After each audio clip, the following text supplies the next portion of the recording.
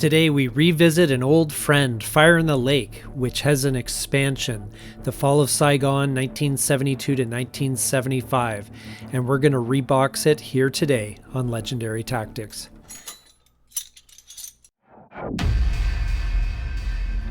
I was really excited to get my hands on this expansion for Fire in the Lake, which is one of my favorite coin games. It comes with a new solo system, this bot, which is a deck of cards. I'm so happy about that because the old flowcharts were a bit rough. These are some pieces. There's some armor now, some armored units. Those are the little, almost little houses. But you put them on their side and they're armor units.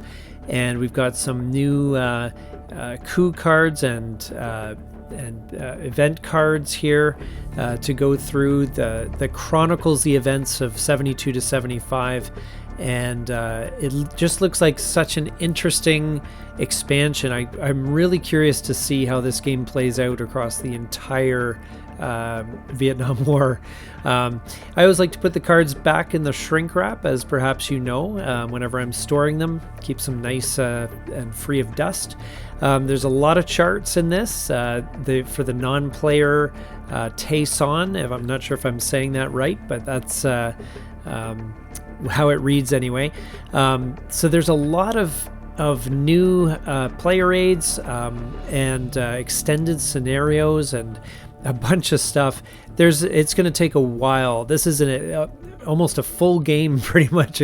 They call it an expansion, but there's a lot here, and I'm really intrigued by how much this game will be the same and how much it will have changed from the original.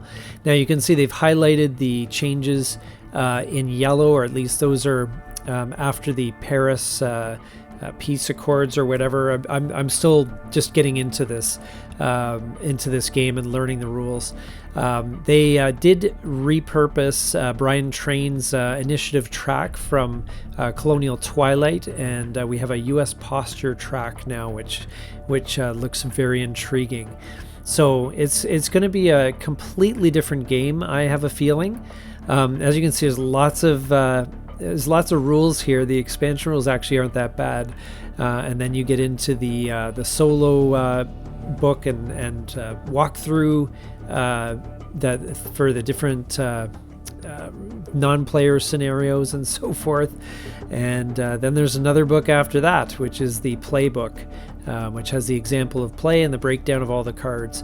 As I said, this is pretty much a full game. It certainly looks and feels like it could be a standalone game, and it's hard to believe it's an expansion, but anyway, I'm really excited about this. We're going to put this box lid back on, and this is going to be, I think, from what I understand, it's going to be a very different feel. It's going to be much more of a straight ahead war game, kind of two-player kind of setup. So it's in many ways it's using the framework of Fire in the Lake, but it's going to be really its own thing. And I'm going to put the shrink wrap back on the box as well, because I find that is always good when it's sitting on the shelf, just to preserve it. And I find that there's this weird effect. Every time I try and put it in the shot here, it just seems to it's like a magnet. It keeps getting sucked away. But let me try it here one more time, see if we can get it to stick. And that seems to, oh, wait a sec, didn't work. Okay.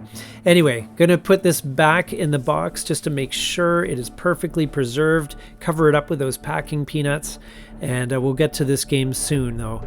And thanks so much for watching. This is Legendary Tactics.